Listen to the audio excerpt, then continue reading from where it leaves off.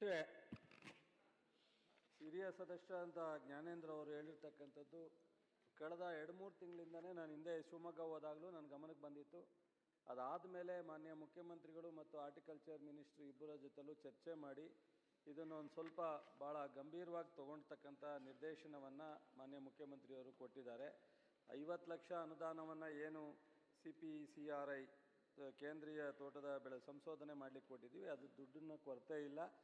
ಈ ರೈತರ ಬೆಳೆ ಈ ಚಿಕ್ಕೆ ರೋಗ ಏನಿದೆ, ಹಳದಿ ರೋಗ ಏನಿದೆ, ಇದ್ರ ಬಗ್ಗೆ ಎಷ್ಟೇ ಹಣ ಸಂಶೋಧನೆಗೆ ಬೇಕಿದ್ರೂ ಒದಗಿಸ್ಕೊಡ್ತೀವಿ ಅನ್ನೋ ಭರವಸೆಯನ್ನು ಮುಖ್ಯಮಂತ್ರಿಗಳು ಕೊಟ್ಟಿದ್ದಾರೆ. ಅದು ಮುಂದುವರಿಯುತ್ತೆ, ಅದ್ರ ಬಗ್ಗೆ ಯಾವುದೇ ಅನುಮಾನ ಬೇಡ.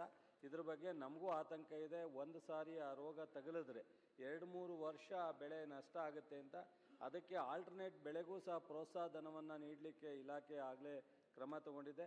ಮಾನ್ಯ ಮುಖ್ಯಮಂತ್ರಿ ವಿಶೇಷವಾಗಿ ನಮ್ಮ ಮಲ್ಲಿಕಾರ್ಜುನ ಮಂತ್ರಿಯವರಿಗೆ ಈ ಸೂಚನೆಯನ್ನು ಕೊಟ್ಟಿದ್ದಾರೆ, ಅಧಿಕಾರಿಗಳಿಗೆ, ಅವ್ರಿಗೆಲ್ರಿಗೂ ಇದರ ಬಗ್ಗೆ ಭಾಳ ಗಂಭೀರವಾಗಿ ಸಂಶೋಧನೆ ಆಗಬೇಕು.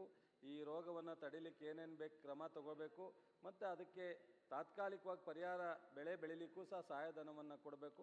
ಎಲ್ಲ ರೀತಿ ಕ್ರಮ ತಗೊಂಡಿದ್ದೀವಿ.